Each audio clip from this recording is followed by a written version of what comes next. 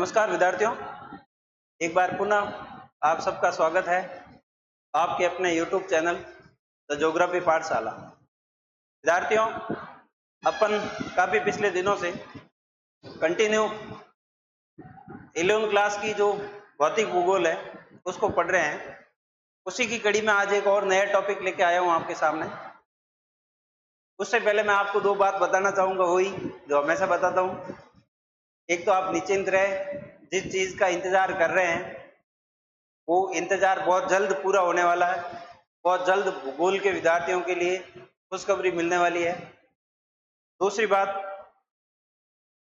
आप चैनल को ज्यादा से ज्यादा शेयर करें, क्लास को ज्यादा से ज्यादा शेयर करें, है ना। मैं ये जो सारा काम कर रहा हूँ आपके लिए बिल्कुल निःशुल्क है, और जहां तक है आगे भी निःशुल्क ही रखेंगे अपन।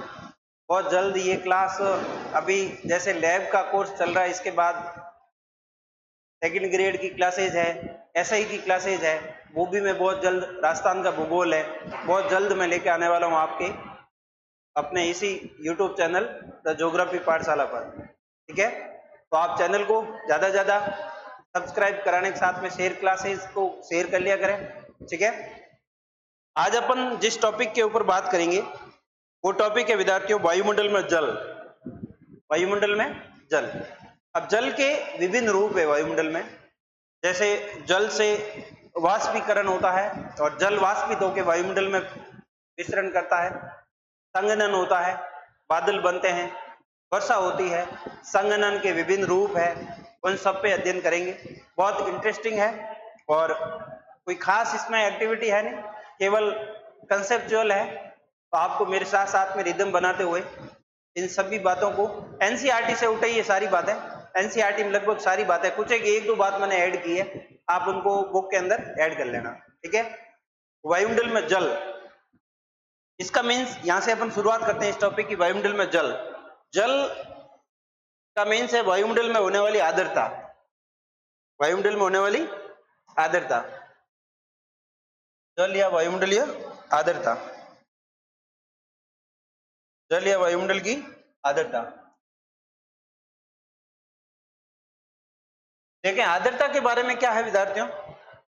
अभी जैसे वर्षा ऋतु चल रही है, मानसून काल चल रहा है, मानसून अपने अंतिम पड़ाव पर है। बहुत जल्द मानसून निवर्तन काल शुरू हो जाएगा, अर्थात मानसून लौटना प्रारंभ कर देगा। पश्चिमी राजस्थान में, पूरे भारत में जैसलमेर से सबसे पहले मानसून लौटना शुरू करेगा। और सबसे लास्ट में भी कहाँ आता है? जैसलमेर में।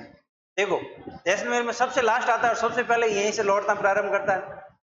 इसीलिए जैसलमेर में सबसे कम वर्षा होती है। सम नाम सुना होगा आपने। ठीक है, तो इस मानसून काल में आप सवेरे सवेरे उठते हो तो दो चीजें आपको बहुत अच्छी आपने महसूस की होगी अच्छे से। एक तो सुबह सुबह जो भी पवनें आ रही है, आप उन पवनों को अगर महसूस करोगे, पवनों के सामने खड़े होंगे तो आपको लगेगा पवनें अपने साथ पानी लेके आ रही है ना। आपको ऐसा महसूस होगा, पवनें अपने साथ में क्या लेके आ रही है? पानी लेके आ रही है। वही क्या है? आर्द्रता है। वही उस पवन में जो नमी है, जो जल की मात्रा है, जो पानी है, वही क्या है? आर्द्रता है। पहली बात।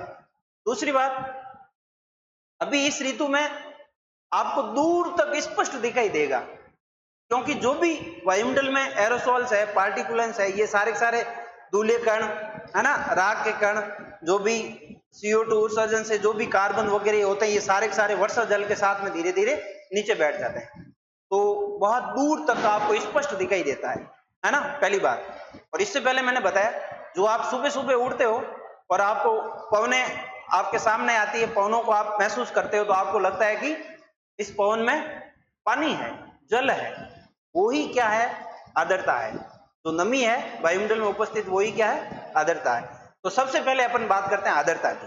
ठीक है, आज अपन इस क्लास में आर्द्रता पे बात करेंगे। फिर आर्द्रता से संघनन, वाष्पीकरण, संघनन, फिर संघनन के विभिन्न रूप, और उसके बाद अपन पढ़ेंगे बादल, फिर वर्षा।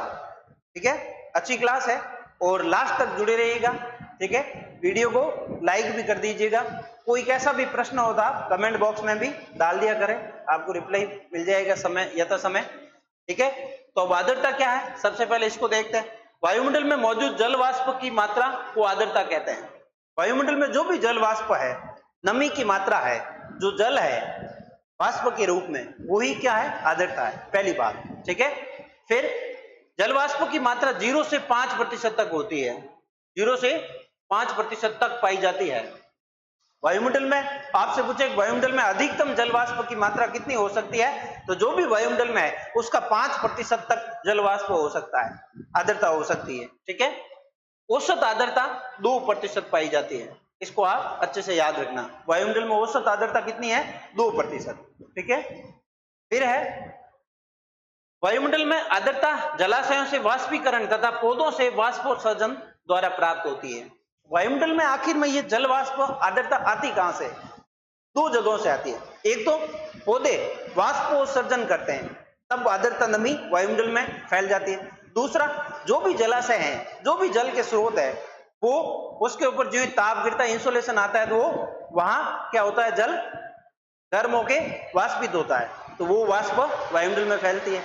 तो वायुमंडल में जल वाष्प के दो स्रोत है, आप अच्छे से देखना। एक तो जलाशयों से वाष्पीकरण के द्वारा, दूसरा पौधों से वाष्पोत्सर्जन के द्वारा। ठीक है। तो दो माध्यमों से वायुमंडल में सॉरी, दो माध्यमों से वायुमंडल में जल वाष्प प्राप्त होता है।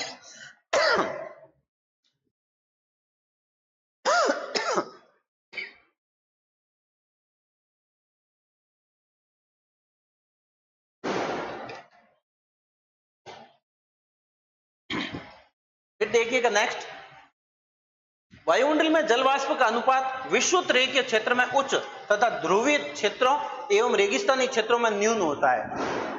विषुवत रेखा के आसपास वाले भाग में आप देखोगे तो बहुत अधिक भाग में महासागर फैले हुए हैं, तो जल उपलब्ध है, और इंसोलेशन भी विषुवत रेखा पर साल भर खूब पर्याप्त मात्रा में रहता है, सूर्य सीधा चमकता है, तो ताप है, जल है, तो वाष्प होगी होगी। तो 0 डिग्री पर सर्वाधिक जल वाष्प पाई जाएगी।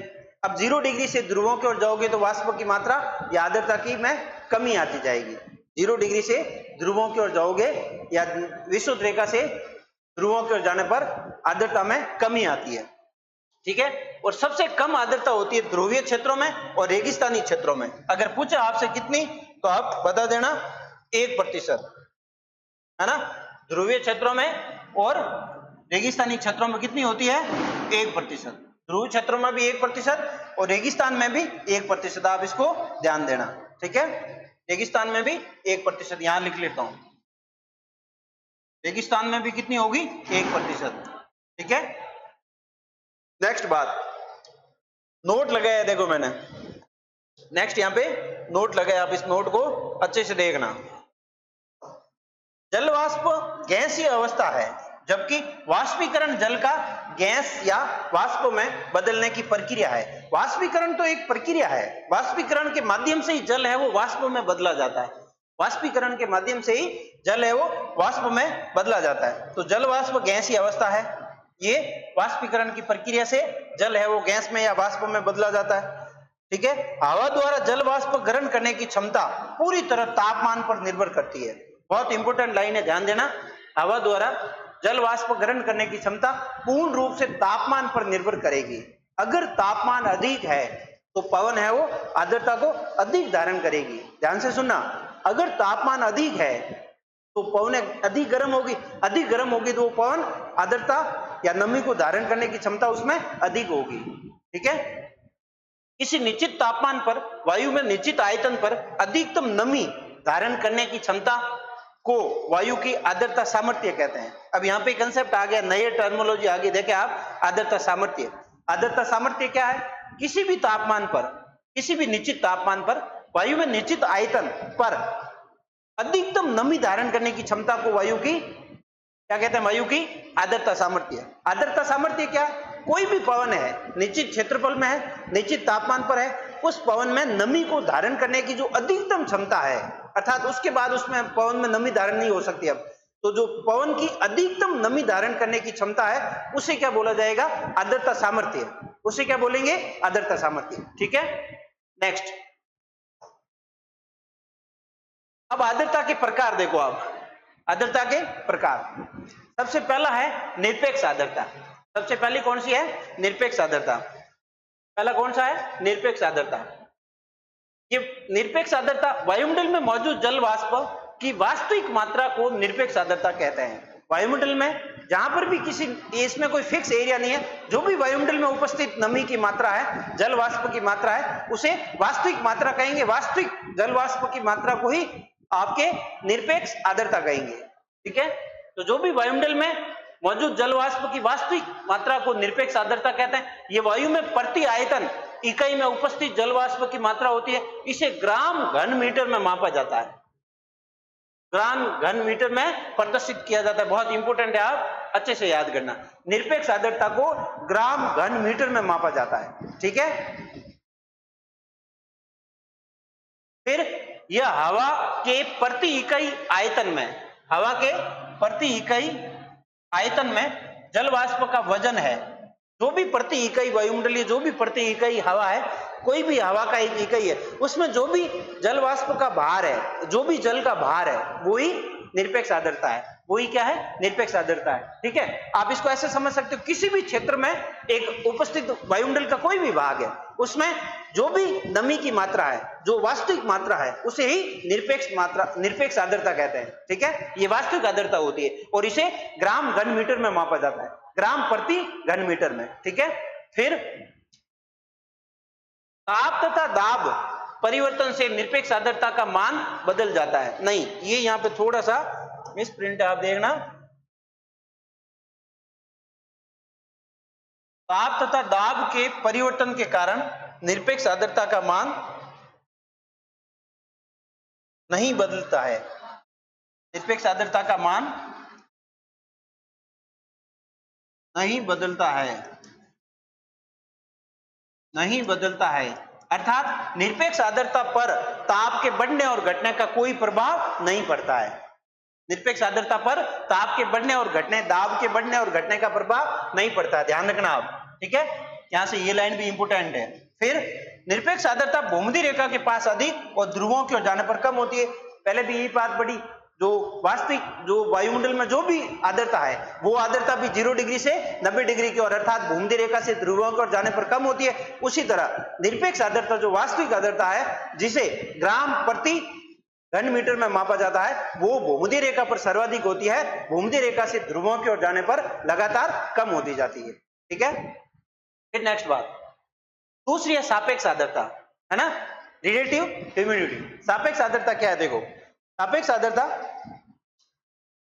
दिए गए तापमान पर अपनी पूरी क्षमता की तुलना में वायुमंडल में मौजूद आर्द्रता के प्रतिशत को सापेक्ष आर्द्रता कहते हैं। देखिए, कोई भी एक निश्चित एरिया है, पहले वाले में कोई फिक्स एरिया नहीं था, अब एक निश्चित एरिया है। मान लो आप जहां बैठे हैं, आप उस कमरे में बैठे, वो कमरा ही मान लो। अब उस कमरे में कितना ह्यूमिडिटी है, उस कमरे में कितनी आर्द्रता है, वो क्या हो जाएगी? सापेक्ष आर्द्रता। वो क्या हो जाएगी? सापेक्ष आर्द्रता। ठीक है, पहले तो क्या था, कोई फिक्स एरिया नहीं था, वायुमंडल में जो भी उपस्थित है, नमी की मात्रा है, वही आर्द्रता सापेक्ष आर्द्रता या निरपेक्ष आर्द्रता थी। अब निरपेक्ष आर्द्रता या वास्तविक आर्द्रता थी। अब सापेक्ष आर्द्रता क्या है? सापेक्ष आर्द्रता एक निश्चित एरिया में एक फिक्स, जैसे एक रूम ले लो आप, रूम है, रूम में जितनी भी आर्द्रता नमी है, वो सापेक्ष आर्द्रता है। इसको प्रतिशत में मापा जाएगा, इसको प्रतिशत में मापा जाएगा। बहुत इंपॉर्टेंट है, ध्यान रखना आप। इसको किस में मापेंगे? प्रतिशत में मापा जाता है। फिर सापेक्ष आर्द्रता किसी निश्चित तापक्रम पर वायु की आर्द्रता सामर्थ्य तथा उसमें मौजूद वास्तविक आर्द्रता की मात्रा का अनुपात है। आर्द्रता सामर्थ्य और उसमें मौजूद जो भी वास्तविक आर्द्रता है, उन दोनों का क्या है? अनुपात है। ठीक है, इसका एक सूत्र है आर्द्रता सामर्थ्य का, यहां लिख रहा हूं मैं, आप नोट कर लेना। एक लाइन तो ये ध्यान देना, इसे प्रतिशत में मापा जाता है, और फिर आप लिखना यहां पे एक सूत्र लिख रहा हूं, निरपेक्ष आर्द्रता है ना, सापेक्ष आर्द्रता बराबर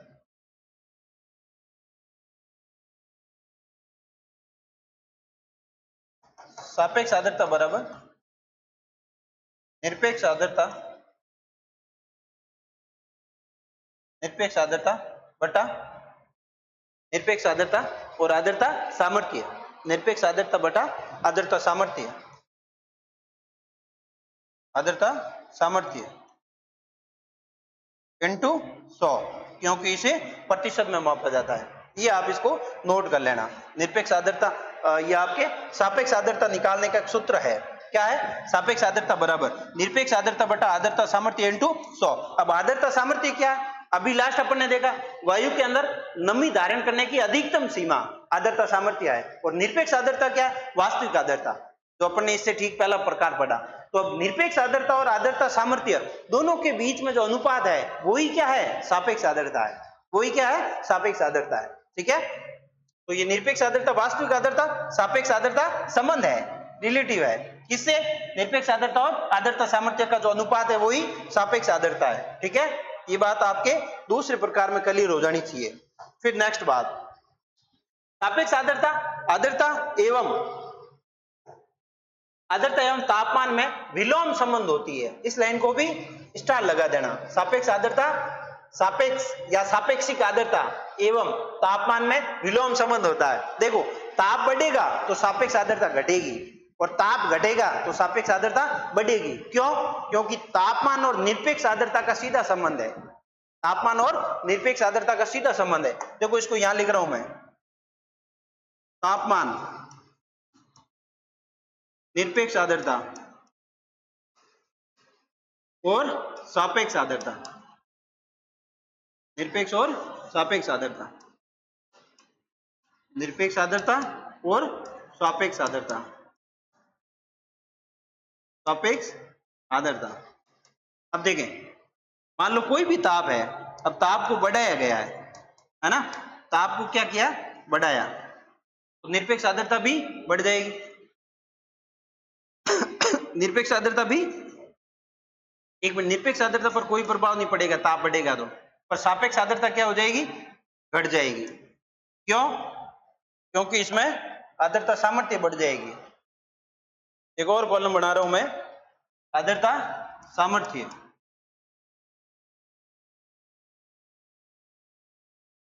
आर्द्रता सामर्थ्य,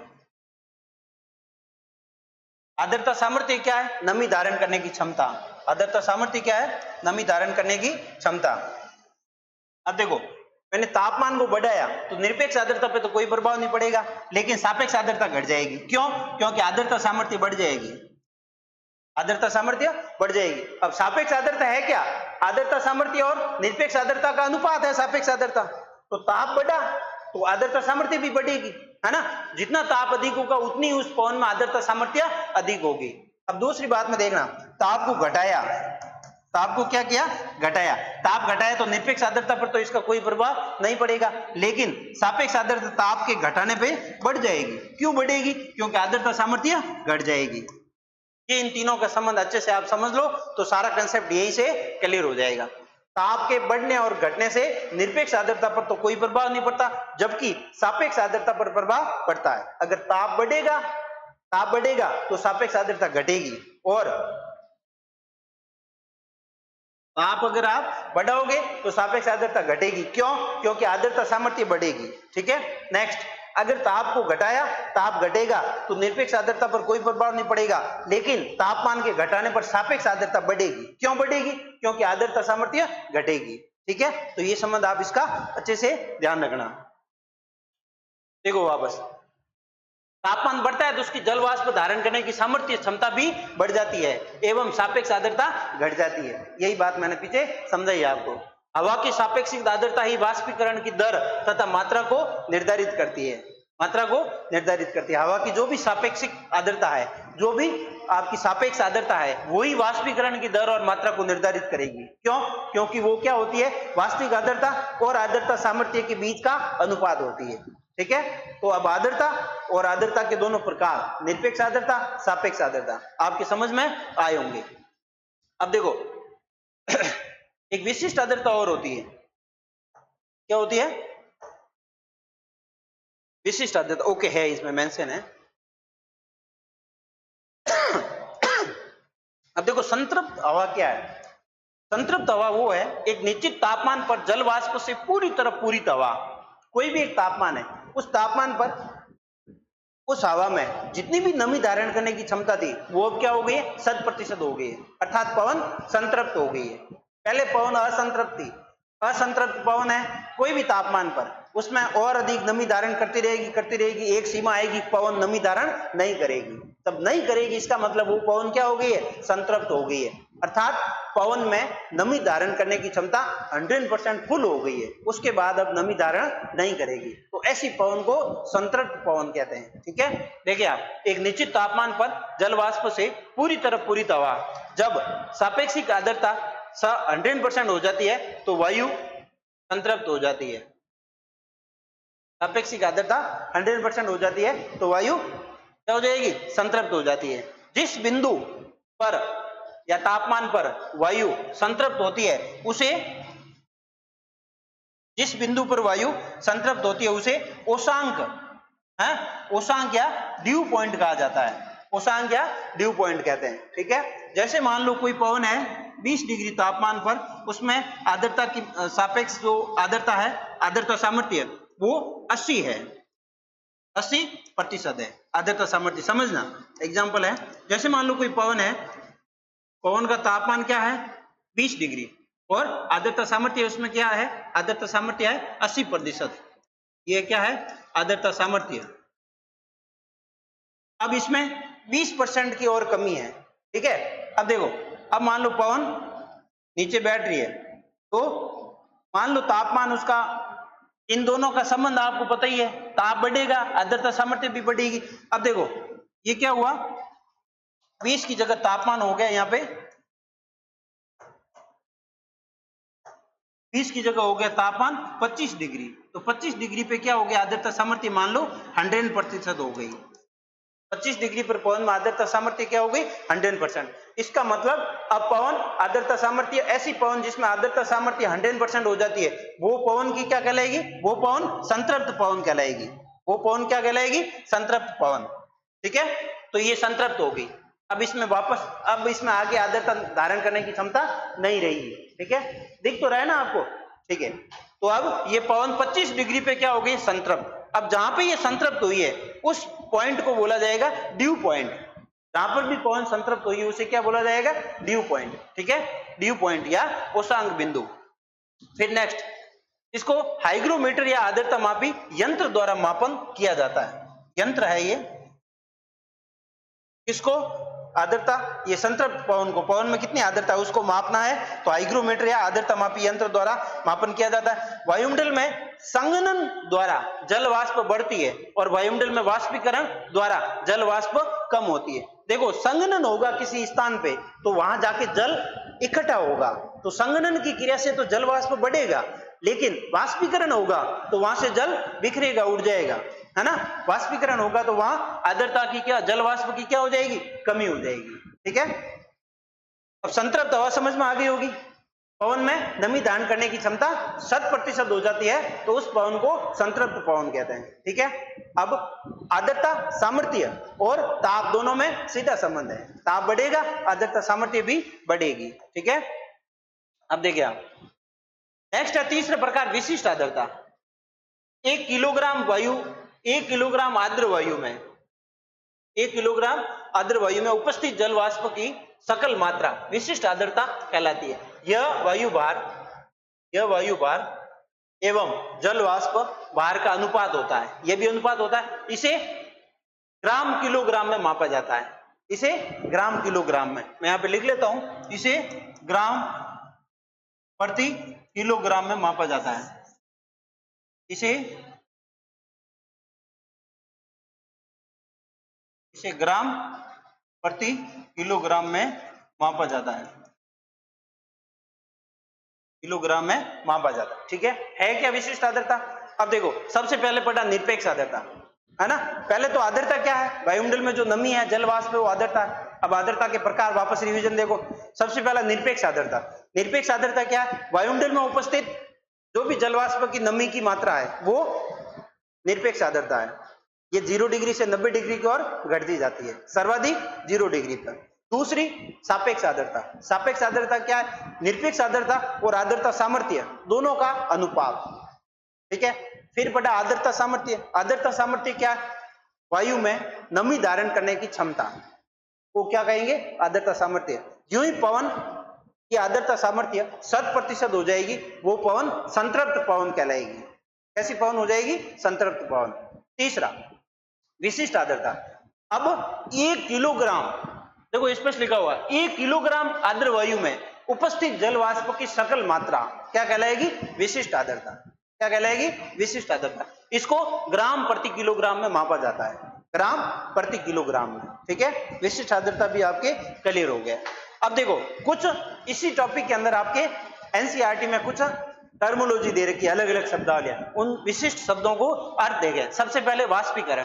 वाष्पीकरण क्या होता है आपको पता ही है।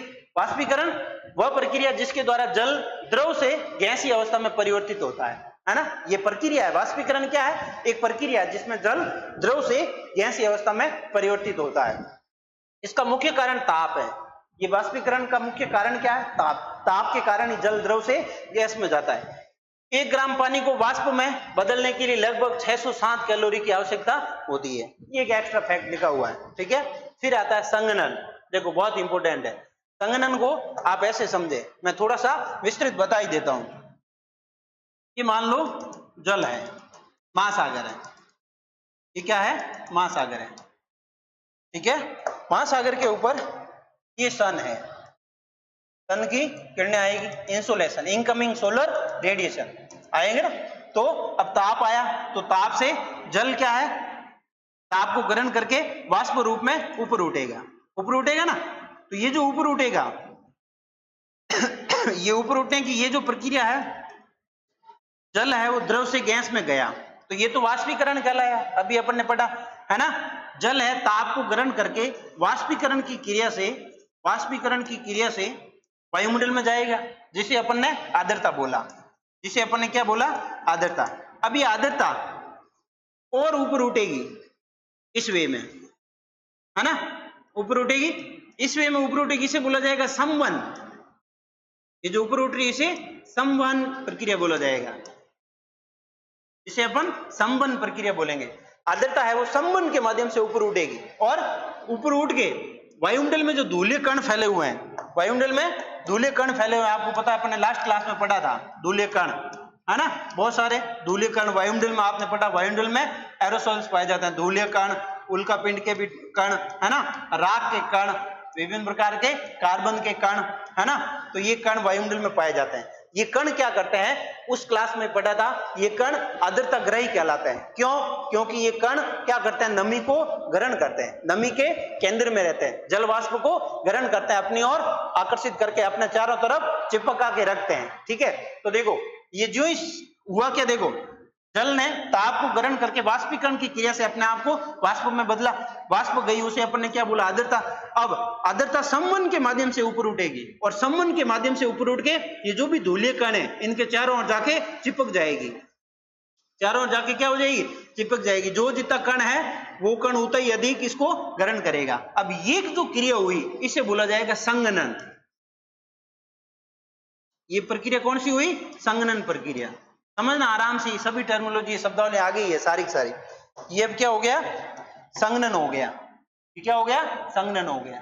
ठीक है, अब दिख रहा होगा आराम से संघनन की प्रक्रिया। देखो वाष्पीकरण से जल गैस में बदला, उसे अपन ने आर्द्रता का, आर्द्रता संवहन के माध्यम से ऊपर उठा, आर्द्रता है वो संवहन के माध्यम से ऊपर उठा। अब संवहन के माध्यम से ऊपर उठा तो जो भी एरोसोल्स है, धूलिय कण है वायुमंडल में, उन सभी को आर्द्रता ग्रही कहा जाता है। इनको क्या कहा जाता है? आर्द्रता ग्रही। क्यों? क्योंकि आर्द्रता को ग्रहण करने की क्षमता रखते हैं, और आर्द्रता के केंद्र में रहकर आर्द्रता को ग्रहण करते हैं। अब संवहन के माध्यम से जल वाष्प धूलिय कणों के चारों ओर जाकर चिपक गया, और यह प्रक्रिया कहलाई संघनन। संघनन की प्रक्रिया में धीरे धीरे क्या होता है? सारे कण आपस में मिल जाते हैं। सारे कण आपस में क्या होते हैं?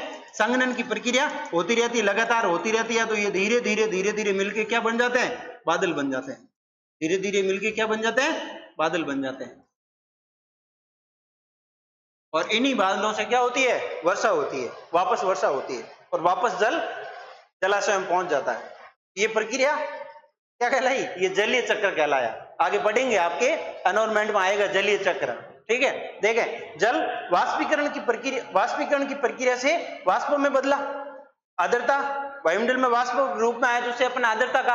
अब आर्द्रता क्या करेगी? संवहन के माध्यम से ऊपर उठी और वायुमंडल में धूलिय कणों के चारों ओर जाके चिपक गई।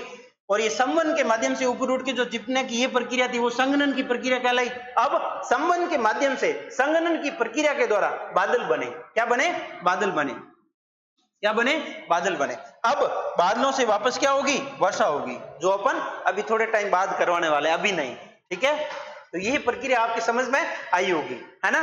जल वाष्प से वाष्पीकरण की प्रक्रिया से वाष्प में बदला, वायुमंडल में आया, तो जिसे अपन ने आर्द्रता का, आर्द्रता संवहन के माध्यम से ऊपर उठी। अब ऊपर उठते ये संघनन के रूप से, संघनन की प्रक्रिया से बादल बना और बादलों से फिर वर्षा हुई। ये प्रोसेस कंटिन्यू होता है। ठीक है, अब ये जो वाष्प ऊपर उठ रहा है, ये जो वाष्प ऊपर उठ रहा है, इस प्रक्रिया को बोला संवहन। इस प्रक्रिया को क्या बोला? संवहन। और धूलिय कणों के जाके चारों ओर चिपक गई और चिपकने से बादल बना, इसे क्या बोल दिया? संघनन। तो समझना, वाष्पीकरण एक, आर्द्रता पढ़ ही लिया है। अब संवहन और संघनन ये पढ़ते हैं और बादल भी पढ़ते हैं। ठीक है, देखिए आप यहाँ पे संघनन, जल वाष्प का जल के रूप में बदलना संघनन कहलाता है। जल वाष्प का जल के रूप में बदलना संघनन कहलाता है। उष्मा का ह्रास संघनन का मुख्य कारण है। उष्मा के ह्रास के कारण ही संघनन होता है। स्वतंत्र हवा में छोटे छोटे कणों के चारों ओर ठंडा होने के कारण संघनन होता है। धूलिय कण वायुमंडल में फैले हुए होते हैं, उन कणों के चारों ओर, छोटे छोटे कणों के चारों ओर, जो छोटे छोटे कण है, छोटे बड़े सारे मिश्रण कण होते हैं, उन कणों के चारों ओर ये जलवाष्प जाके ठंडा होता है, इस कारण संघनन होता है। इन छोटे छोटे कणों को संघनन केंद्र कहते हैं, है ना। संघनन केंद्र, या आप आर्द्रता ग्राही भी कह सकते हो। मैंने अभी वहां लिखा आर्द्रता ग्राही, आर्द्रता ग्राही। ठीक है, ये आर्द्रता ग्राही कहलाएंगे। कौन? ये छोटे छोटे कण जिसमें धूल, धुआं, महासागरीय नमक आदि शामिल होते हैं। ठीक है, तो ये हो गया अपना संघनन। अब देखिए आप आगे, जब आर्द्र हवा ठंडी होती है तब उसमें जल वाष्प धारण करने की क्षमता समाप्त हो जाती है। अभी मैंने बताया ऐसी पवन है जिसमें नमी पूर्ण रूप से फुल हो जाती है, अर्थात वो पवन आर्द्रता सामर्थ्य 100% हो जाती है, तो वो ठंडी पवन होती है और ठंडी पवन में नमी धारण करने की क्षमता है वो समाप्त हो जाती है। ठीक है, तब अतिरिक्त जल वाष्प द्रव में संघनित हो जाता है। तब क्या होता है? नमी धारण करने की क्षमता उसमें तो होती नहीं है, तो फिर क्या होता है? उसमें से जो वाष्प होता है वो द्रव के रूप में बनना शुरू हो जाता है। वाष्प है वो तरल रूप में, जल के रूप में बनना शुरू हो जाता है। जब जल वाष्प सीधे ठोस रूप में परिवर्तित हो तो उसे ऊर्ध्वपातन कहते हैं। देखो, जल वाष्प जाके संघनन के माध्यम से तरल रूप में बनता है सामान्यतः, लेकिन कभी कभार क्या, कभी कभार ऐसी कंडीशन बनती है जल वाष्प सीधा ठोस रूप में परिवर्तित हो जाता है, तो उस प्रक्रिया को क्या बोलेंगे? ऊर्ध्वपातन। नया शब्द आ गया और आपके लिए, ऊर्ध्वपातन। ठीक है, संघनन तापमान ह्रास की मात्रा तथा हवा की सापेक्ष आर्द्रता पर निर्भर करता है। संघनन तापमान ह्रास की मात्रा, कितना ताप घटेगा, और हवा की सापेक्ष आर्द्रता, फिर आगे सापेक्ष आर्द्रता। सापेक्ष आर्द्रता का अर्थात निरपेक्ष आर्द्रता और आर्द्रता सामर्थ्य में जो अनुपात है वो सापेक्ष आर्द्रता है। तो अब संघनन किस पे निर्भर करेगा? एक तो तापमान पर, तापमान कितना लो होगा, तापमान कितना घटेगा, और दूसरा हवा की सापेक्ष आर्द्रता पर निर्भर करता है।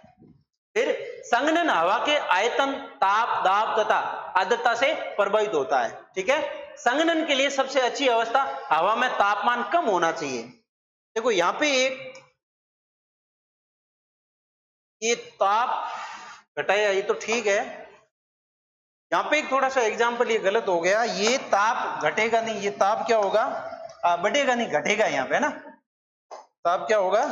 घटाना है अपन को, 20 की जगह 15 डिग्री कर लो। अब ठीक है, देखो 20 डिग्री पे 80% आर्द्रता सामर्थ्य थी उस पवन की, अब 15 डिग्री हुई, ताप घटा, है ना। ताप घटा तो आर्द्रता सामर्थ्य बढ़ी,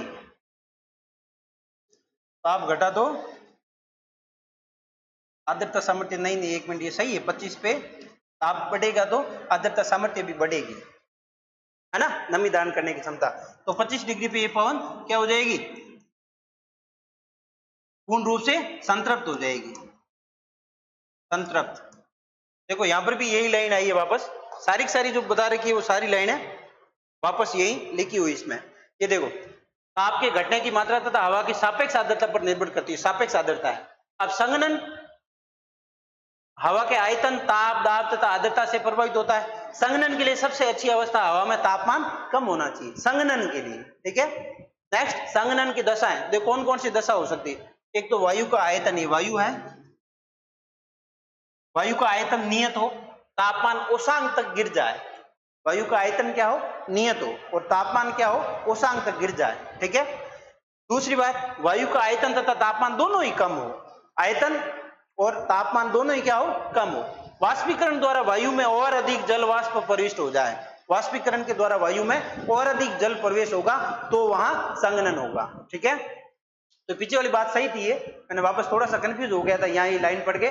ठीक है। तो ये क्या डबल लाइन आ गई वापस, वहां आर्द्रता सामर्थ्य थी और यहाँ पे सापेक्ष आर्द्रता है, तो आप दोनों में ध्यान रखना। ठीक है। फिर है संघनन के प्रमुख रूप। अब देखो संघनन के कौन कौन से रूप होते हैं, संघनन के बहुत सारे रूप होते हैं। अब देखो संघनन है क्या, अभी मैंने बताया, ये देखो यहाँ पे ये वाष्पीकरण, जलवाष्प, फिर संवहन के माध्यम से ये धूलिकणों के चारों ओर जाके चिपक कर जो इकट्ठा हो रहा है वो क्या हो रहा है, संघनन। और संघनन से ही बादल बनते हैं। और क्या क्या बनते हैं, देखो संघनन से ही ओस बनती है, संघनन से ही कोहरा उत्पन्न होता है ना, संघनन से ही तुषार आता है। सारी प्रक्रिया अभी पढ़ रहे हैं। देखो यहाँ पे एक एक शब्द दे रखा है। संघनन में सबसे पहला है ओस, संघनन में सबसे पहला क्या है, ओस है। देखो आप ओस, ड्यू तो सुना ही होगा, क्रिकेट मैच देखते हो नाइट के समय, तो जो नाइट में जो बैटिंग करता है उनके लिए ओस क्या रहता है, फायदेमंद रहता है। बैटिंग के लिए ओस नुकसानदायक रहता है, बॉल जाती नहीं है, ओस से बॉल क्या हो जाती है, गीली हो जाती है। ठीक है। ओस में बॉलिंग करना भी टफ होता है और बैटिंग भी टफ हो जाती है। ठीक है। तो यहाँ पे ओस है, वही ड्यू। सुबह सुबह आपने देखा होगा सर्दियों में कार के ऊपर जल बूंदों की परत, या फिर आपने देखा होगा घरों की आगे कोई आपने बगिया लगा रखी है, पेड़ पौधे बागवानी लगा रखी है, उनके पत्तों पर जल बूंदे मिलेगी, वो सारी ओस है। ठीक है। ओस भी संघनन का ही रूप है। ठीक है। जब आर्द्रता हवा में संघनन केंद्र पर संघनित न होकर ठोस वस्तु जैसे पत्थर है, घास है, पौधों की पत्तियों पर ठंडी सतहों पर पानी की बूंदों के रूप में जमा हो जाती है, इसे ओस कहते हैं। जलवायु का तापमान ओसांक से नीचे गिर जाता है, नीचे गिर जाता है ओसांक से, है ना। जहां पर ओस गिरेगी वहां तापमान गिरेगा। ठीक है। तो ये पहली बात ओस। दूसरी बात देखो तुषार, फ्रॉस्ट क्या है, जब वायु में उपस्थित जल वाष्प घनीभूत हो रहा है तथा वायु का तापमान 0 डिग्री से कम हो जाए तो जल वाष्प ओस का रूप न लेकर, ये रूप है, ओस का रूप न लेकर सीधे ठोस हिमकणों के रूप ले लेती है। देखो जल वाष्प क्या है, जब तापमान 0 डिग्री से नीचे है तो जल वाष्प है वो ओस में जमा न होकर सीधी ठोस बूंदों में जमा हो जाती है ना। बर्फ जम जाता है सीधा डायरेक्ट, जल वाष्प का तापमान 0 डिग्री से नीचे होने पर डायरेक्ट जल वाष्प ठोस में जम जाती है, बर्फ के रूप में जम जाती है, उसे क्या बोला जाएगा, तुषार, फ्रॉस्ट। ठीक है ना।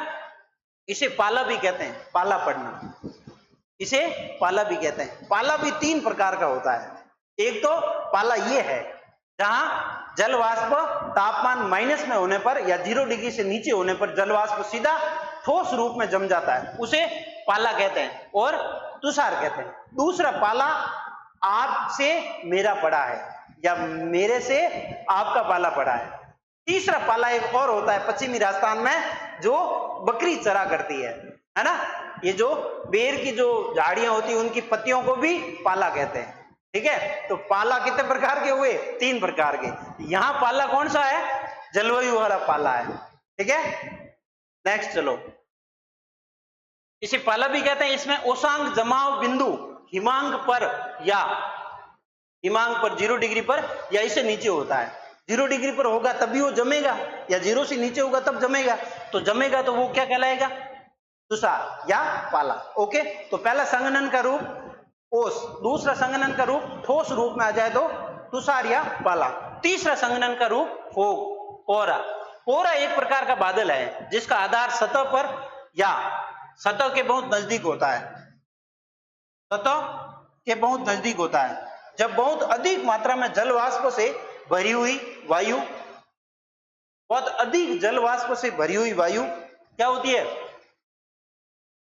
शांति अचानक नीचे की ओर गिरती है। ऊपर से वायुमंडलीय जल वाष्प से पूरित वायु क्या होती है, नीचे की ओर गिरती है, सतह की ओर नीचे डाउन होती है। तब छोटे छोटे धूल कणों के ऊपर ही संघनन की प्रक्रिया शुरू हो जाती है, अर्थात छोटे छोटे धूल कण जो सतह के साथ में उड़ रहे होते हैं उनके चारों ओर धूलिय कण जमना शुरू हो जाते हैं, जलवाष्प धूलिय कणों के चारों ओर जमना शुरू हो जाता है, तब दृश्यता कम हो जाती है। आप देखोगे तो देखने में थोड़ी दिक्कत आएगी, ठीक है। दृश्यता क्या हो जाती है, कम हो जाती है। नगरीय क्षेत्रों में धुएं की अधिकता कोहरा बनने में मदद कर देती है। नगरों में तो क्या होता है, ये धुआं ऑलरेडी बहुत सारे कल कारखानों से और व्हीकल्स जितने भी है, 4 व्हीलर 2 व्हीलर से निकलने वाले धुओं से भी दृश्यता कम हो जाती है, वो भी कोहरा को बनने में सपोर्ट करती है। ऐसी स्थिति जिसमें कोहरा तथा धुआं दोनों मिल जाए तब उसे धूम्र कोहरा कहते हैं, स्मॉग। आपने देखा होगा स्मॉग अक्सर सर्दियों में दिल्ली के अंदर ये समस्या बहुत अधिक होती है और दृश्यता बहुत कम हो जाती है, स्पष्ट देखना बंद हो जाता है, दृश्यता दिखते ही नहीं है साफ, सुबह सुबह है ना, कोहरा छा जाता है, ट्रेनें लेट चलती है और आगे की एक गाड़ी भिड़ जाती है, पीछे सारी गाड़ियां अदृश्यता के कारण भिड़ जाती है। किसका प्रभाव है, कोहरे का प्रभाव। अक्सर न्यूज चैनलों में, पेपरों में आपने देखा होगा कि दिल्ली में कोहरे की वजह से एक्सीडेंट हो गया, या दिल्ली में कोहरे की वजह से ये ट्रेन लेट चल रही है ना। ये कोहरा दृश्यता को क्या कर देता है, कम कर देता है क्या, एक तरह का धुएं का बादल है ना। जलवाष्प पवनें नीचे आ जाती है, जलवाष्प भरी हुई पवनें नीचे आ जाती है, या सिटी है, मेट्रो सिटी है, बहुत अधिक कल कारखाने, बहुत अधिक व्हीकल चलते हैं, धुआं निकलता है, उस धुएं से भी बादल बन जाता है जिससे कोहरा छा जाता है। और धुआं और ये दोनों, अगर कोहरा धुआं दोनों मिल जाए तो उसे धूम्र कोहरा कहा जाता है, स्मॉग, ठीक है। कोहरे की दृश्यता का मापन ट्रांसमिसोमीटर में किया जाता है, इसको आप अच्छे से स्टार लगा देना। कोहरे की दृश्यता का मापन ट्रांसमीटर में किया जाता है, ठीक है।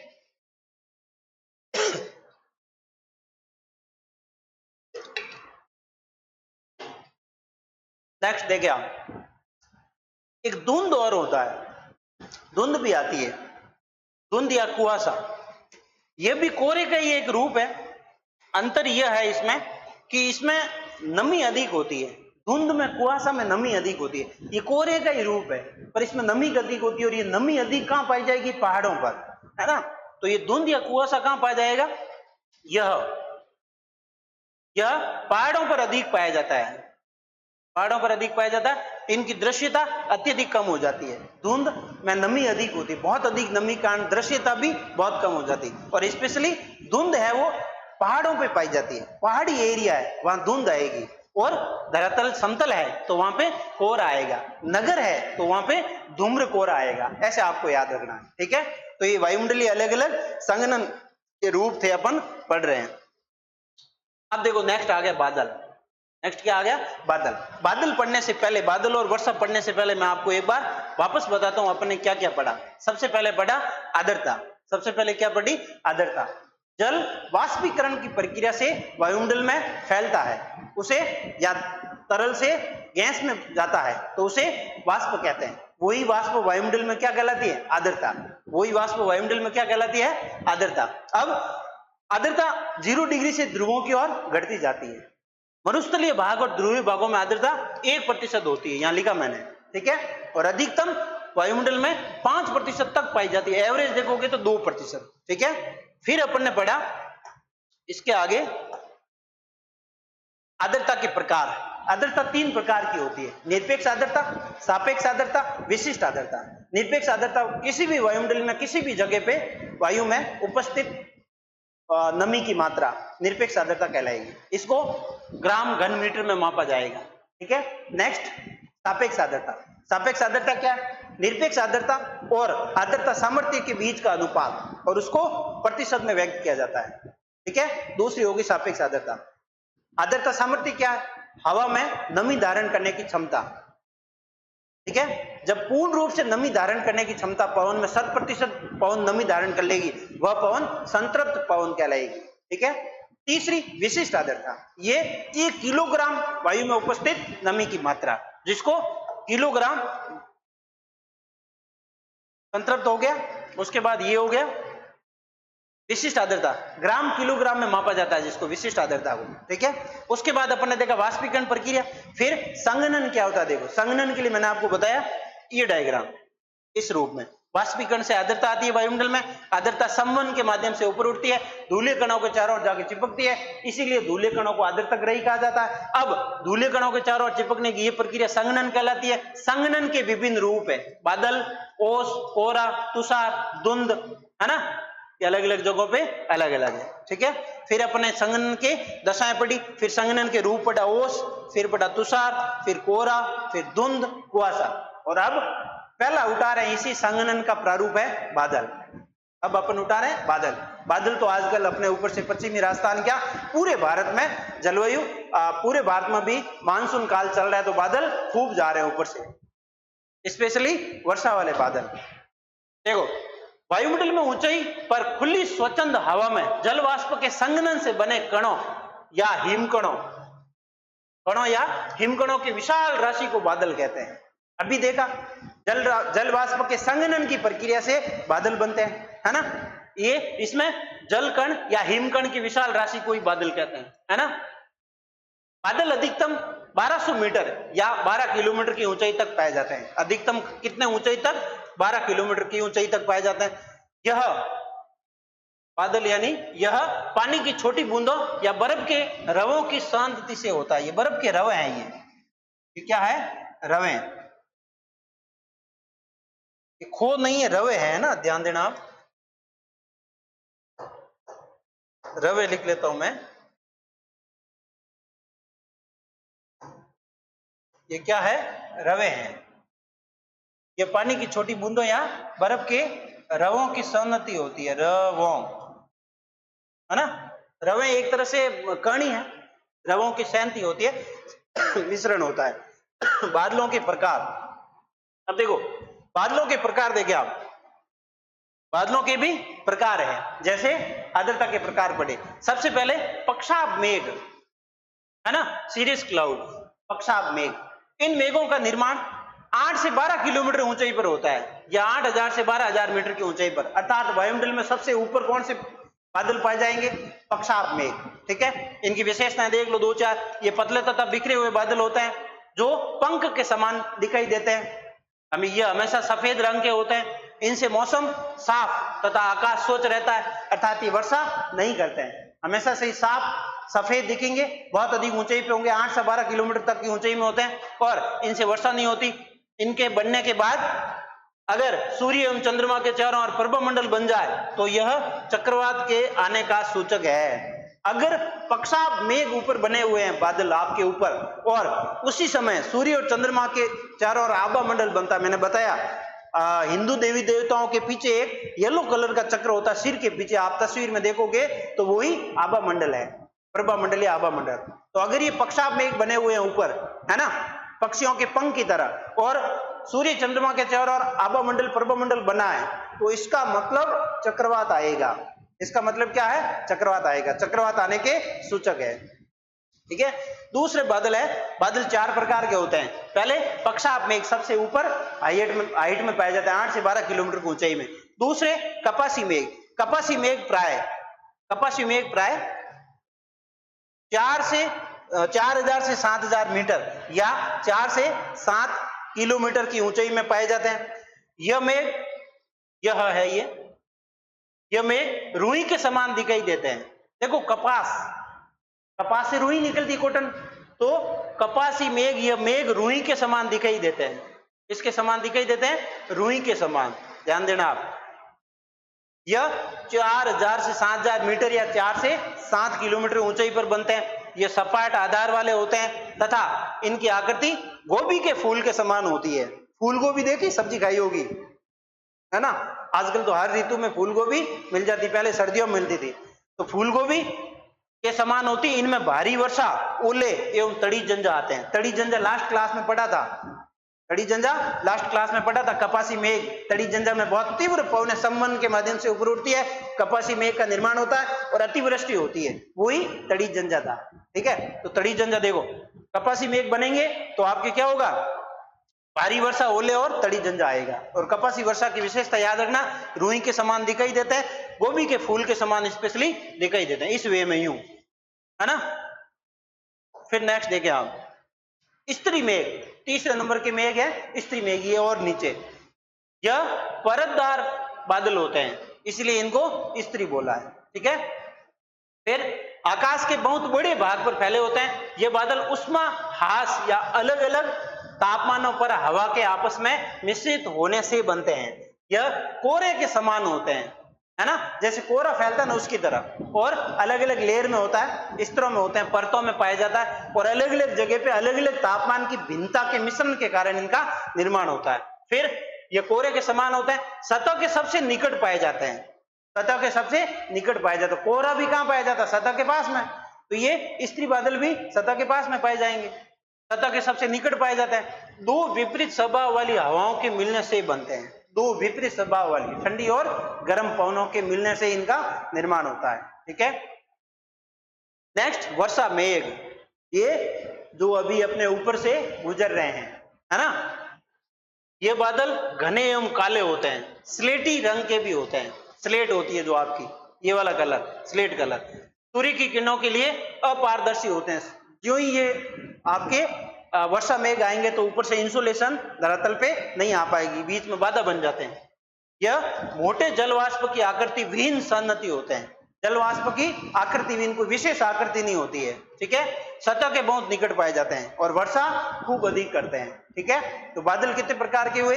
4 प्रकार के। सबसे पहले क्या पढ़ा इस आज की क्लास में? आर्द्रता, फिर आर्द्रता के प्रकार, फिर संघनन, फिर संघनन के रूप, उसके बाद बादल, फिर बादल के प्रकार। और अब एक बहुत गजब का टॉपिक है, इसी को कंटिन्यू रखेंगे क्लास को। इसके बाद है अपना वर्षा।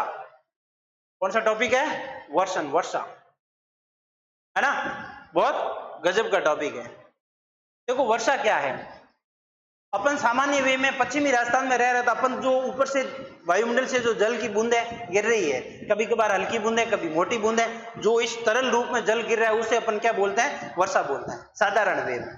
ठीक है। ये आज की क्लास का लास्ट टॉपिक है, वर्षा, वर्षा के प्रकार। अच्छे से पढ़ लेंगे। ये क्लास यूं ही पूरी होगी।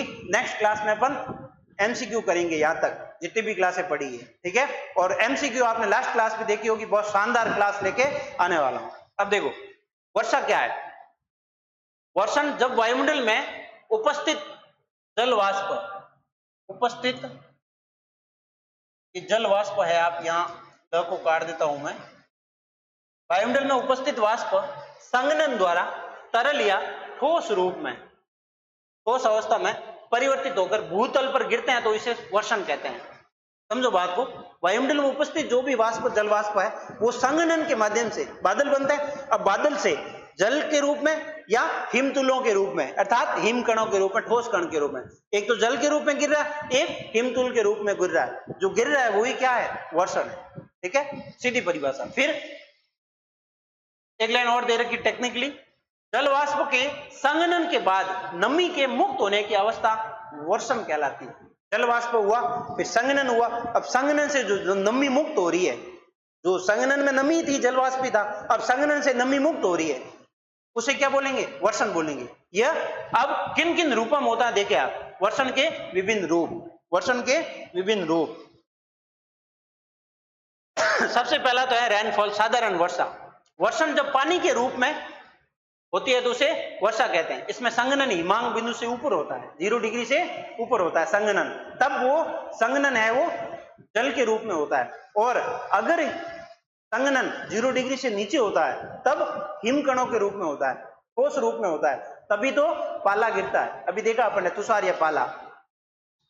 तो वर्षा जल रूप में होती है तो उसे अपन वर्षण कहते हैं, पानी के रूप में होती है जो, और जिसमें मेघ शिखर जल शिखरों में सम्मिलित होकर वर्षा करते हैं, संलग्नित होकर।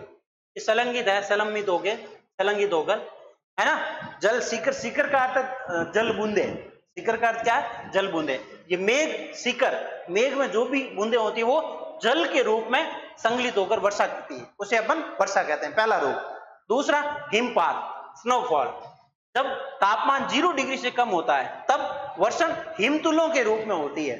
अभी पहले बात हुई थी, जब संघनन 0 डिग्री से नीचे तापमान है वहां संघनन होगा, तो जो संघनन है वो हिम के रूप में होगा। और वर्षा भी 0 डिग्री से तापमान कम है तो वर्षा हिमकणों के रूप में होगी, जिसे हिमपात कहेंगे, जिसे हिमपात कहते हैं। इस इस समय उषांक बिंदु जमाव बिंदु से नीचे होता है, 0 डिग्री से नीचे होता है, अर्थात माइनस में होता है तापमान। इसमें नमी षटकोणीय रवों के रूप में होती है, खो नहीं रवे हैं। ये क्या है, वापस षटकोणीय रवों के रूप में होती है, रवों के रूप में निर्मुक्त होती है। यह रवे हिमतुलों का निर्माण करते हैं। रवे क्रिस्टल होते हैं, कण होते हैं मोटे मोटे, आप समझ सकते हो। वो रवे क्रिस्टल हिमतुलों के रूप में वर्षा करते हैं। तो पहला वर्षण का प्रकार वर्षा जल रूप में आती है। दूसरा वर्षण का प्रकार हिम के रूप में आती है, हिमपात कहलाती है। तीसरा देखा फुहार, ये 0.5 mm से कम व्यास वाले जल शिखर का वर्षण फुहार ड्रिजल कहलाती है ना। अगर आपने कभी मैच देखा हो, क्रिकेट मैच में वर्षा बाधा डालती है तो स्टॉप ड्यू टू रेन, ठीक है, स्टॉप होता है, फिर आगे डॉट डॉट करके ड्रिजल लिखा आता है। ये वाला सब ड्रिजल आप देखना, इसका मतलब फुहारे आ रहे हैं, फुहारे चल रहे हैं, इसलिए मैच बाधित हो गया, मैच नहीं हो रहा है, मैच रुका हुआ है, ठीक है। तो ये ड्रिजल है। 5 mm से कम व्यास वाले जल बूंदों के रूप में गिर रहा है, छोटी छोटी बूंदे होती है, तो उसे अपन फुहार कहते हैं। फिर सहीम वर्षा, ये देखो जमाव बिंदु 0 डिग्री, ये 0 डिग्री है, तो भी सुधार कर लेता हूं आपके, ये 0 डिग्री, ये क्या है 0 डिग्री, ठीक है। जब जमाव बिंदु 0 डिग्री के तापमान के साथ जब वायु की एक परत सतह के नजदीक आधे जमे हुए परत पर गिरती है, तब संयुक्त वृष्टि होती है। संयुक्त वृष्टि जमी हुई वर्षा की बूंदे या पिघली हुई बर्फ के पानी की जमी हुई बूंदे हैं। देखो दोनों बातें हैं। संयुक्त वृष्टि में क्या है, जमी हुई वर्षा की बूंदे अर्थात हिमकणों के रूप में, तथा पिघली हुई बर्फ के पानी की जमी हुई बूंदे, पिघले हुए बर्फ के पानी की जमी हुई बूंदे, है ना। तो इन दोनों को मिला के क्या कहा जाएगा, संयुक्त वृष्टि, ठीक है। तो संयुक्त वृष्टि भी एक वर्षण का प्रकार है, ठीक है। तो वर्षण के प्रकार हो गए वर्षा, हिमपात, फुहार, संयुक्त वर्षा, है ना, स्लीट। फिर नेक्स्ट देखें आप ओलावृष्टि, करकापात। ओलावृष्टि, ओले गिरते हैं, ताबड़तोड़ ओले गिरते हैं, आपने देखा होगा। जब वर्षा की बूंदे बादलों से मुक्त होने के बाद बर्फ के छोटे छोटे गोलाकार टुकड़ों में परिवर्तित हो जाती है, फिर धरातल पर पहुंचती है, जिसे ओलावृष्टि कहते हैं। ओलावृष्टि, ओला पत्थर संकेंद्रीय पर्वतीय संरचना होती है ना। ओलों में हिमकण बड़े बड़े रूप में आते हैं, पहले वो हिमपात थी उसमें छोटे थे, यहाँ बड़े बड़े टुकड़ों के रूप में ओले गिरते हैं। फिर नेक्स्ट जल वर्षा। अब वर्षा के प्रकार हैं, ये तो वर्षा के रूप थे, अब वर्षा के प्रकार। वर्षा के प्रकार हैं 3, वर्षा के प्रकार 3, तीनों को एक साथ समझाता हूं, देखना। पहली वर्षा है जल वर्षा। पहली वर्षा कौन सी, जल वर्षा। तीनों को एक साथ समझा रहा हूं, आप अच्छे से देखना। दूसरी वर्षा है पर्वतीय वर्षा, दूसरी वर्षा पर्वतीय वर्षा, और तीसरी वर्षा है संवहनीय वर्षा,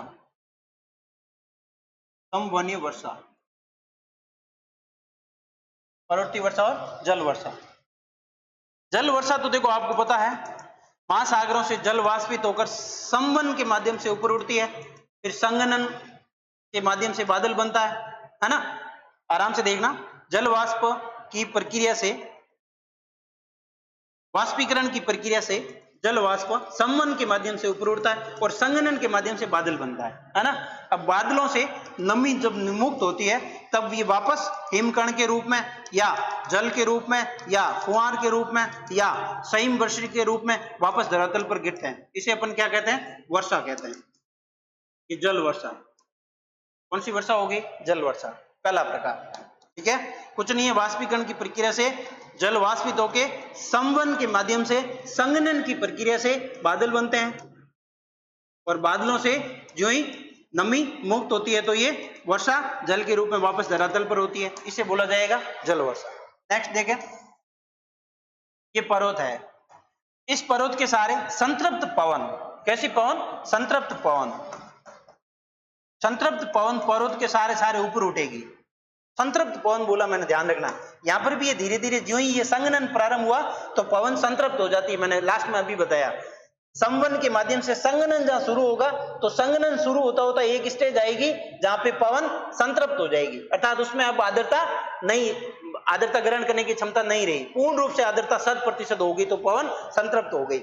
अब यहां देखना, संतृप्त पवन ऊपर उठती है, पवन ये पर्वत के इस भाग के सारे तो ऊपर उठते ही संवन के माध्यम से संघनन की प्रक्रिया से बादल बन जाएंगे, और बादल बनेंगे तो यहाँ इस भाग पे, जिस भाग पर्वतों के सारों के और ऊपर उठा था उस भाग पे ताबड़तोड़ वर्षा करेगी, अतिवृष्टि होगी।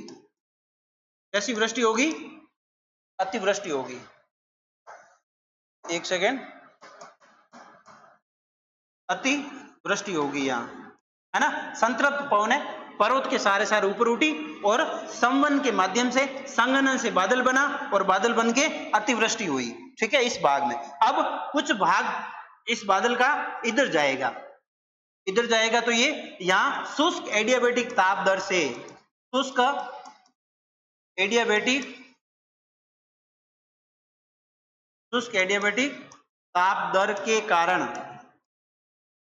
इस पवन में क्या आ जाएगी, ये पवनें गर्म हो जाएगी, है ना।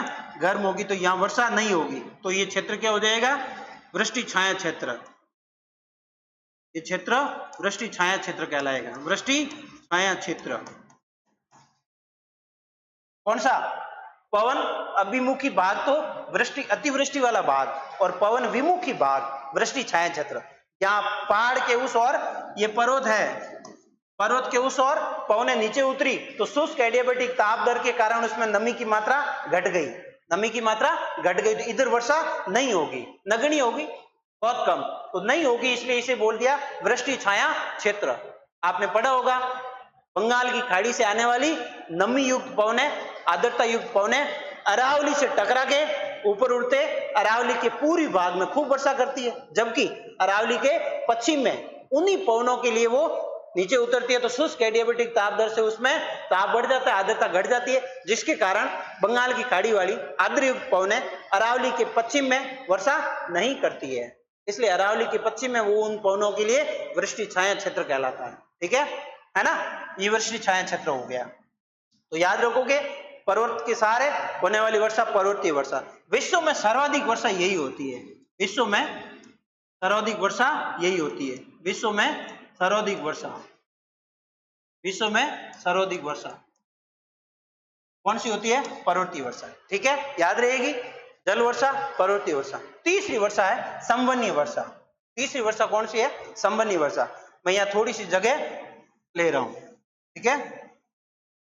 संवहनीय वर्षा कुछ नहीं है, 0 डिग्री पे होने वाली संवन के माध्यम से, ये 0 डिग्री है, 0 डिग्री के दोनों ओर होने वाली। 0 डिग्री पे देखो जल भी खूब है, महासागरों की उपलब्धता है बहुत अधिक भाग पर, और इंसोलेशन भी साल भर मिलता है, तो रोज ये वर्षा क्या होती है? रोज होती है ये वर्षा। रोज 0 डिग्री पे ताप ज्यों आता है, सूर्य उदय होने के कुछ समय बाद, 2-4 घंटे बाद, जल है वो वाष्पित होकर संवन के माध्यम से ऊपर उड़ता है और संघनन के माध्यम से बादल बनते हैं, और बादल हाथों हाथ 2 से 4 बजे हाथों हाथ वापस क्या करते हैं? वर्षा करते हैं, रोज 2 से 4 बजे इवनिंग में, है ना, पीएम, 2 से 4 बजे पीएम जल वाष्पीकरण से ऊपर उठा, संवन के माध्यम से संघनन की प्रक्रिया से बादल बना, और हाथों हाथ ही क्या हो गई? वर्षा हो गई। हाथों आगे क्या होगी? वर्षा होगी। इस वर्षा को क्या बोल दिया? संवन के माध्यम से ही वर्षा होती है, इसलिए इसे संवहनीय वर्षा बोल दिया। बहुत सिंपल कंसेप्ट है तीनों का, जल वर्षा, पर्वतीय वर्षा, संवहनीय वर्षा, ठीक है। अब अच्छे से इनका कंसेप्ट देखते हैं, ये पहले आपके समझ में आगे होगी। संवहनीय वर्षा ध्यान रखना, 0 डिग्री भूमध्य रेखा के चारों और दोनों ओर होती है, और ये रोज की रोज होती है, दोपहर को 2 से 4 बजे, ठीक है। हाथों हाथ बादल बन के वर्षा होती है, ठीक है। अब देखें आप, सबसे पहले जल वर्षा, ठीक है। अब कंसेप्ट पढ़ते हैं, आप इसको ध्यान देना,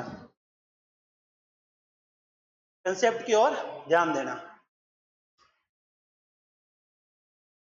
आवश्यक दशाएं जल वर्षा के लिए: उष्ण आर्द्र वायु, उष्ण और आर्द्र वायु का ऊपर उठना, वायुमंडल में उपयुक्त मात्रा में आर्द्रता ग्रही नाभिकों की उपस्थिति। नाभिकों की उपस्थिति, आर्द्रता ग्रही नाभिक किसे कहते हैं? धूलीय कणों को। वायुमंडल में धूलीय कण होंगे तभी तो ऊपर उड़ती हुई जलवाष्प को आकर्षित करके अपने संघनन के माध्यम से बादल बनेंगे, ठीक है, तभी बादलों से वर्षा होगी। तो आर्द्र वायु ऊपर उठना, फिर वायुमंडल में उपयुक्त मात्रा में आर्द्रता रही नाभिकों की उपस्थिति अर्थात धूल्य कणों की उपस्थिति, फिर उपयुक्त दशाओं में ऊपर उठती हुई आर्द्र वायु संतृप्त होकर बादलों का निर्माण करती है। पवन संतृप्त कब होती है? जब उसमें नमी धारण करने की क्षमता 100% हो जाती है, तब वो पवन संतृप्त कहलाती है। और संतृप्त पवन हो जाती है तथा अधिक जल धारण की क्षमता नहीं रहती उसमें, है ना। यहां से वापस पढ़ता हूं मैं आपके। वायु संतृप्त होकर बादलों का निर्माण करती है। जब वायु की सापेक्षिक आर्द्रता 100% हो जाती है तो वायु संतृप्त हो जाती है तथा अधिक जल धारण की क्षमता उसमें नहीं होती है। अतिरिक्त जल का तापमान कम होने के कारण संघनन होकर मेघ शिखर बनकर वर्षा की बूंदों के रूप में वर्षा करते हैं। वही प्रोसेस है, मैंने बताया आपको अभी जस्ट। वायु आर्द्र वायु का ऊपर उठना पहली शर्त। दूसरी शर्त, वायुमंडल में एरोसॉल्स होने चाहिए, आर्द्रता के नाभिक होने चाहिए, उन कणों के चारों ओर जाके संतृप्त पवन संघनन के माध्यम से बादल बनेगा और इनसे नमी मुक्त होके वर्षा होगी। यही प्रक्रिया जल वर्षा की है, ठीक है। दूसरी वर्षा है संवहनीय वर्षा। हवा गर्म होकर संवहनीय धाराओं के रूप में, संवहनीय, ये शब्द यहां लिख रहा हूं भाई,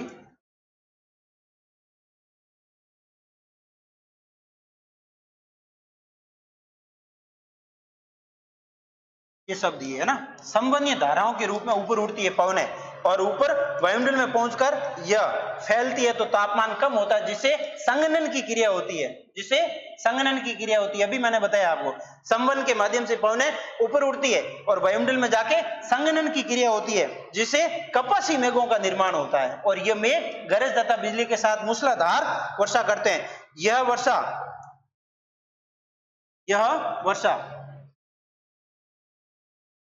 वर्षा गर्मियों में दिन के समय में कम समय हेतु होती है और यह वर्षा विषुवत रेखीय तथा खासकर उत्तरी गोलार्ध के महाद्वीपों के भीतरी भागों में भी प्राय होती है। मुख्य क्षेत्र भूमध्य रेखीय क्षेत्र, दूसरा अमेजन बेसिन, तीसरा कांगो बेसिन, चौथा लामा इंडोनेशिया, है ना, लामा इंडोनेशिया। अब देखना ये प्रारूप थोड़ा सा, संवहन के माध्यम से पड़ते हैं ऊपर उठती, संवहन के माध्यम से पवनें ऊपर उड़ती है और ऊपर जाके संघनन के माध्यम से बादल बनती है और कपासी मेघ बनते हैं। इसमें ध्यान रखना, कौन से मेघ? कपासी मेघ। फिर 2 से 4 बजे तुरंत ही हथौद वर्षा करते हैं, मूसलाधार वर्षा होती है, ताबड़तोड़ वर्षा होती है। ये वर्षा कहां होती है? 0 डिग्री पर, दूसरा महाद्वीपों के बीच वाले भाग में, दूसरा क्षेत्र ध्यान रखना। मैंने 0 डिग्री बताया भूमध्य रेखा के आसपास, स्पेशली उत्तरी गोलार्ध में, भूमध्य रेखा के पास उत्तरी गोलार्ध में, दूसरा महाद्वीपों के बीच वाले भागों में, ठीक है। तो ये हो गई अपनी संवहनीय वर्षा, ठीक है, ध्यान रखोगे। अमेजन बेसिन, कांगो बेसिन और इंडोनेशिया। फिर आ जाते हैं अपन पर्वतीय वर्षा, है ना।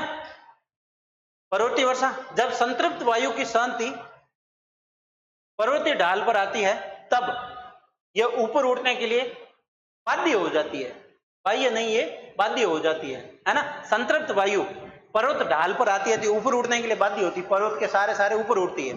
जैसे जैसे ऊपर उठती है फैलती जाती है, तापमान कम होता है जिससे आर्द्रता संघनित होती है, ताप घटेगा तो आर्द्रता संघनित होगी और वर्षा करती है। यह वायु पवन विमुखी ढाल पर अधिक वर्षा करती है तथा पवन विमुखी ढाल पर नीचे उतरते समय इनका तापमान बढ़ जाता है। मैंने बताया उतरते समय शुष्क एडियाबेटिक ताप दर के कारण इसमें तापमान बढ़ जाता है, जिससे नमी कम हो जाती है, पवनें शुष्क हो जाती है तथा वृष्टि छाया प्रदेश का निर्माण करती है। इन क्षेत्रों में वृष्टि छाया में सबसे कम वर्षा होती है ना। पर्वतीय वर्षा को स्थलकर्त वर्षा भी कहते हैं, आप याद रखना, बहुत इंपॉर्टेंट शब्द है स्थलकर्त वर्षा। एक बार पुनः देखें, यहां से संतृप्त पवनें ऊपर उठती है पर्वत के सारे और संघनित होके बादल बनता है और यहाँ पे वर्षा होती है, ठीक है। ये पवनमुखी भाग है पर्वत का, है ना। इधर तो फुल बारिश होगी और ये बादल, यही बादल दूसरी ओर जाएंगे तो शुष्क एडियाबेटिक ताप दर के कारण क्या होगा, इसमें नमी कम हो जाएगी, जिससे यहाँ वर्षा नहीं होगी, तो ये वृष्टि छाया क्षेत्र कहलाएगा। पवन विमुखी वाला भाग, पवन विमुखी भाग तो वृष्टि छाया क्षेत्र और पवन मुखी भाग वृष्टि क्षेत्र, ठीक है। ये इस पर्वतीय वर्षा की स्पेशल विशेषता है। ठीक है। फिर भारत का बंगलोर शहर है, बेंगलोर, ये वृष्टि छाया प्रदेश में आता है। वृष्टि छाया है ये, जहां केवल 50 सेंटीमीटर वर्षा होती है साल की, जबकि मंगलोर है, उधर है पर्वत के, वो पवन विमुखी भाग में आता है और फुल बारिश होती है। ठीक है, ये उदाहरण दे रखा है भारत का। फिर है चक्रवाती वर्षा। कौन सी वर्षा? चक्रवाती वर्षा। इस वर्षा को वातागिरी वर्षा या ओहो, ये लो, वातागिरी वर्षा या फ्रंटल वर्षा भी कहते हैं। चक्रवाती वर्षा, चक्रवात आता है ना, चक्रवात पढ़ा अपने लास्ट क्लास में, वही चक्रवाती वर्षा है। यह वर्षा उच्च अक्षांशों में शीत प्रधान क्षेत्रों में होती है। शीतोष्ण प्रदेशों में वातावरण में दो भिन्न स्वभाव वाली वायु के मिलने से गर्म हवा ऊपर उठकर ठंडी होकर वर्षा करती है ना। अपने पढ़ा वातावरण का निर्माण कहाँ होता है? उप ध्रुवीय निम्न वायुदाब वाले क्षेत्रों में दो भिन्न स्वभाव वाली पवनों के मिलने से, ध्रुवीय पवनें और पछुआ पवनें दोनों के मिलने से वातावरण का निर्माण होता है। फिर गर्म पवन ठंडी के ऊपर उठ जाती है, ठंडी के ऊपर चढ़ जाती है, फिर ऊपर उठकर ठंडी होके वर्षा करती है। पश्चिमी विक्षोभ इसी वर्षा का एक उदाहरण है। पश्चिमी विक्षोभों से जो अपने यहाँ शीत ऋतु में उत्तरी पश्चिमी भारत में जो वर्षा होती है, वो इसी चक्रवाती वर्षा का उदाहरण है, जिसे अपन राजस्थान में मावट कहते हैं। राजस्थान में अपन क्या कहते हैं? मावट कहते हैं, ये लिखा हुआ देखो। फिर शीत वातावरण में वर्षा तीव्र गति से होती है, पश्चिमी यूरोप तुल्य वर्षा कहते हैं इसे। ये वर्षा पश्चिमी यूरोप तुल्य वर्षा है, जो उत्तर पश्चिमी भारत में भी शीत ऋतु में होती है ना। ये भी चक्रवाती वर्षा ही है ना। चक्रवात उत्पन्न होता है, फिर भूमध्य सागर से आर्द्रता ग्रहण करता है, फिर जेट स्ट्रीम, जेट पवनें क्या करती है? भारत की ओर ले आती है और भारत में लाके शीत ऋतु में वर्षा होती है, बूंदाबांदी होती है काफी राज्यों में, उत्तर पश्चिमी भारत में, और राजस्थान में इसे मावट कहते हैं। ठीक है। नेक्स्ट, अब लास्ट टॉपिक का लास्ट स्लाइड है। ये वर्षा विश्व में किन किन जगहों पे कितनी, क्या इसकी मात्रा, इसका वितरण। तो वर्षा का वितरण, ठीक है। विषुवत वर्ष से ध्रुवों की और वर्षा की मात्रा धीरे धीरे घटती जाती है, अर्थात सर्वाधिक वर्षा कहाँ होती है? विषुवत रेखा पे। ध्रुवों की ओर जाओगे तो वर्षा की मात्रा लगातार घटती जाएगी। ठीक है, पहली बात। दूसरी बात, महाद्वीपों के भीतरी भागों की अपेक्षा तटीय भागों पर वर्षा अधिक होती है। तटीय भागों पर वर्षा अधिक होगी, क्योंकि तट से आके चक्रवात टकराएंगे, वहां वर्षा अधिक होगी। तीसरी बात, स्थलीय भागों की तुलना में महासागरीय भागों में वर्षा अधिक होती है। स्थलीय भागों की तुलना में महासागरीय भागों में वर्षा अधिक होती है। ठीक है, ये आपके एनसीईआरटी में दे रखा है, लास्ट पैराग्राफ वही है। फिर विषुवत वर्ष से 35 डिग्री से 50 डिग्री उत्तरी एवं दक्षिणी अक्षांशों के मध्य महाद्वीपों के पूर्वी तटों पर बहुत अधिक वर्षा होती है ना। 35 से 50 के बीच में महाद्वीपों के पूर्वी तटों पर बहुत अधिक वर्षा होती है, महाद्वीपों के पूर्वी तटों पर, ध्यान देना आप। फिर पश्चिमी की तरफ घटती जाती है, पूर्वी तटों पर वर्षा अधिक होती है, फिर पश्चिम की ओर जाएंगे तो वर्षा घटती जाएगी, पहली बात। दूसरी बात, 45 से 65 उत्तर एवं दक्षिणी अक्षांशों के बीच पछुआ पवनों के कारण सबसे पहले महाद्वीपों के पश्चिमी किनारों पर वर्षा अधिक होती है, तथा फिर पूर्व की ओर जाने पर वर्षा घटती जाएगी,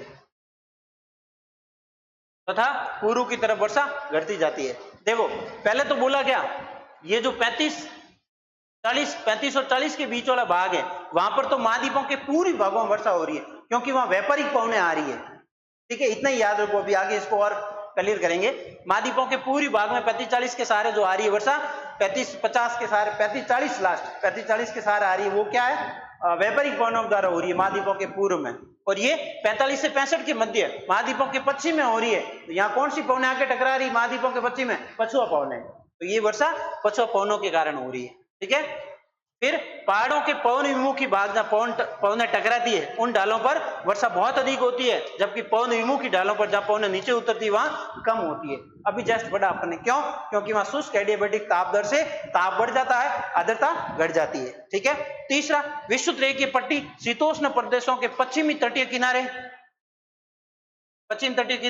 मानसूनी प्रदेशों में वर्षा 200 सेंटीमीटर प्रति वर्ष से अधिक होती है। मानसूनी वाले भाग में, भारत दक्षिणी पूर्वी एशिया में मानसून क्षेत्र है, पूरा मानसूनी एरिया। फिर महाद्वीपों के आंतरिक भागों में 100 से 200 सेंटीमीटर प्रति वर्ष वर्षा होती है, जबकि उष्णकटिबंधीय क्षेत्र के केंद्रीय भाग में, शीतोष्ण क्षेत्रों के पूर्वी और भीतरी भागों में वर्षा 50 से 100 सेंटीमीटर वार्षिक होती है, अतः लास्ट में उच्च अक्षांशों एवं वृष्टि छाया प्रदेशों में 50 सेंटीमीटर प्रति वर्ष से भी कम वर्षा होती है। ये था विश्व में वर्षा का वितरण। ठीक है, तो अब आज की क्लास में इतना ही है ना। उम्मीद करता हूं ये क्लास आपको समझ में आई होगी। एक बार शॉर्ट में वापस बता देता हूं क्या क्या पढ़ा। ध्यान देना, सबसे पहले आर्द्रता, फिर आर्द्रता के प्रकार, फिर निरपेक्ष आर्द्रता, सापेक्ष आर्द्रता, फिर संतृप्त पवन क्या होती है, फिर विशिष्ट आर्द्रता, फिर वाष्पीकरण, फिर संघनन के प्रारूप पढ़े, है ना, कौन कौन से हैं, ओस है, तुषार है, कोहरा है ना, धुंध है। ठीक है, फिर अपने बादल पढ़े, बादलों